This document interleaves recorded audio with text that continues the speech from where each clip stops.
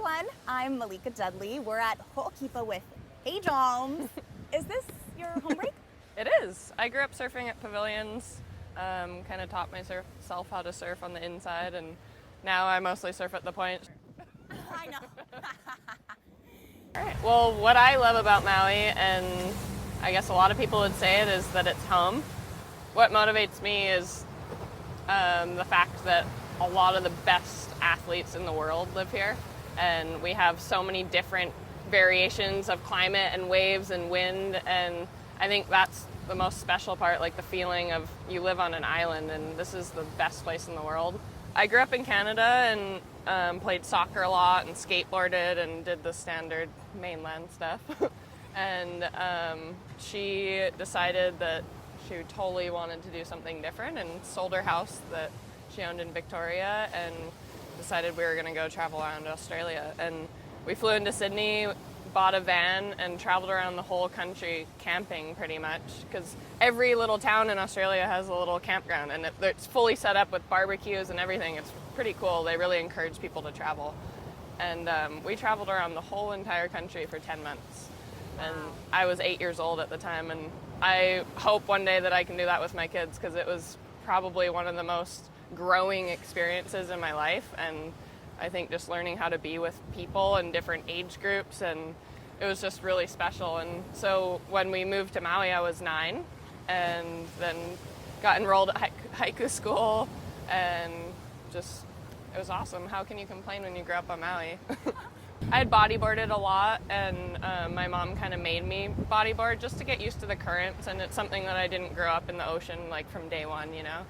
And so I kind of had to do the circles at Pavils, and then eventually I got a shortboard from one of my aunties that was under her house in Kuau, and from then on it was just surfing, and that's kind of what took over my life. So how's the progression from surfing Pavils to Jaws? How do you get there? Is it like a slow evolution that you just got better at surfing and so you just felt more and more confident, or was it kind of like one day you woke up and you went, I can do that? It's definitely a progression. Like, I grew up watching the whole tow surfing scene kind of unfold and looking up to all of these guys, and I always kind of dreamt about doing it, but it was dreaming about tow surfing because that's what was known, you know? And so when I was a teenager, I was definitely kind of asking around, like, hey, I want to go up there. And I think my first tow session, I was 17, and it was small and whatever, but it definitely wasn't like a split-second decision, like, okay, I'm going to do that. But the more, like the paddling stuff, it kind of was like that, because it was something that I thought was crazy, and we all thought Marcio was crazy. And we were on the ski tow surfing and kind of keeping an eye on him on the left, and I was like looking at him paddling for these waves, like I couldn't look, you know? It's really hard when it's something that's so new at a spot that's never been really paddled on big days, you know? And then all my friends started doing it. And I was like, hey, that was when it was kind of like, I'm going to do that too. Like, I don't want to miss out on this. Like, if all my friends are doing it, I can do that. And then from there, it kind of unraveled into something that I knew I truly loved. So is that what drives you to surf big waves? Is it the love, the passion? Definitely. Like, I had a few big wave experiences throughout my teenage years. My mentor, Chris Vandervoort, took me out to Pier 1 a couple times and on big 9.0 guns, and it was big and it was scary. And I think it's definitely like what you get from paddling yourself into a wave is just so hard to describe to people that don't surf at all, you know? And I think, yeah, it is the love for it, but it's something deeper than that even. It just, I don't know, it's an adrenaline, but it's also just like a pure love for the ocean. Yeah. I love that you said, you know, my friends were surfing, so I just decided that I wanted to as well. Because, you know, and I think this is where it all kind of started, people knowing your name, is when that Surfer Magazine article came out, the Boys Club. Mm-hmm. And they pretty much tried to give a reason why there are less women in surfing than men. Is there sexism in surfing? You know, out in the water, we got to fight more. We got to prove ourselves. And then in business, sponsors and the fact that there aren't as many events as men's events, and you don't get paid as much, and the prize money is lower, et cetera, et cetera. So how do you feel about that, and do you think that sexism exists in the industry? For sure. It's obvious. But I also think that the surf brands and the surf industry are really making a conscious effort to help change that.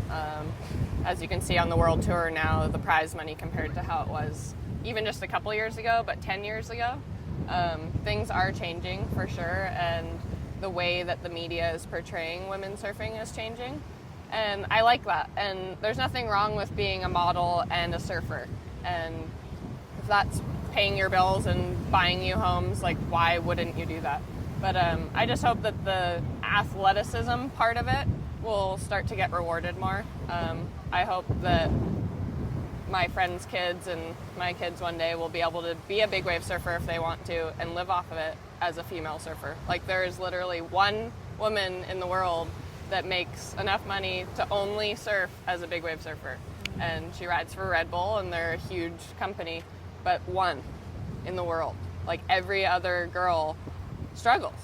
And I hope that those things are going to change, but I'm seeing it change, and I'm seeing it unfold, especially for me, like, compared to what I was doing and making financially last year is a lot different from this year, and how much more exposure I'm seeing. The big wave women for sure are getting a lot more this year and talking about it. And I also think that a lot of things are changing. 10 years ago, like, girls weren't paddling in at Jaws, so it comes, you know, like, the more work that we put into it, I'm sure the more reward that's going to come out of it. But as far as, like, the whole women's surf scene, I'm feeling like I'm right down the middle and just starting to see the difference. And I'm stoked that everyone will be able to do this as a job in the future. Do you feel pressure to be sexy and, you know, sell, you know, yourself, or? Not really. I don't know. I just try and be true to myself, and, like, I love getting dressed up and looking cute, for sure. Like, we're women.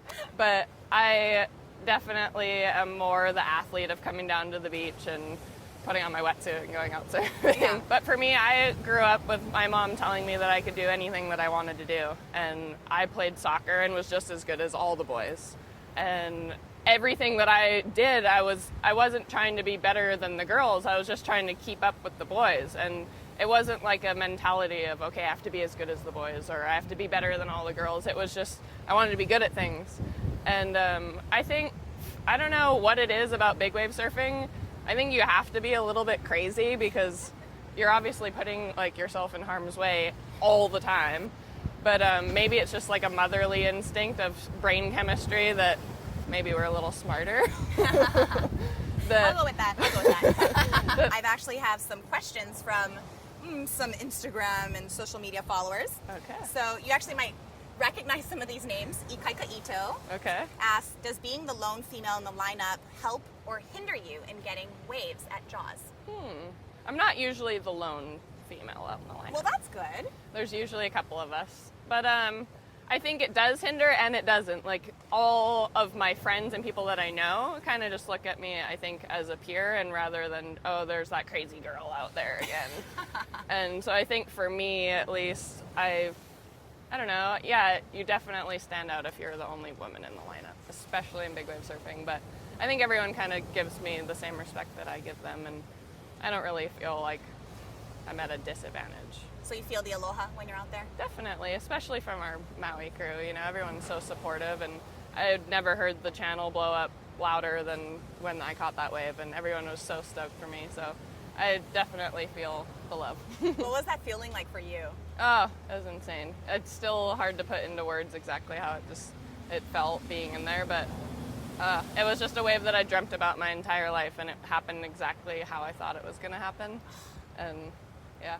The stars aligned. Yeah, exactly. Okay, your next question from Kumu Belcher. He wants to know, do you need to use different equipment than the guys when you surf out there? No. Maybe some girls that are a little bit smaller have a little bit smaller boards. My board might be slightly narrower than Albie's, but he's got 20 pounds on me. So no, Sean doesn't really design it because I'm a girl. that designs it more for my height and body weight and what I want to do. And as far as safety equipment, it's the same as well. Same, for sure. All right. One really cool thing that's happened to you this year is that your documentary, The Waiver Ride, is going to premiere at the Maui Film Festival. Yeah. So I know that came about because of the Boys Club article from Surfer Magazine, and a woman who didn't even know you, you know, contacts you and says, I'm going to do something on you, and that really evolved. I mean, it started out as something very small, and now it's a feature-length film. How do you feel people are going to respond to your story?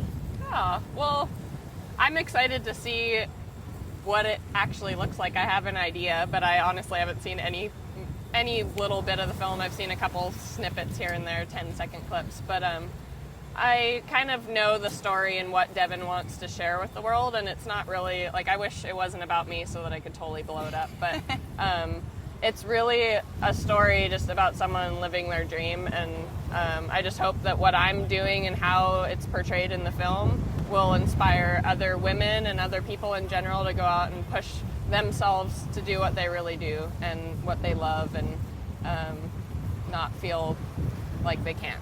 So, yeah, I hope they're just inspired.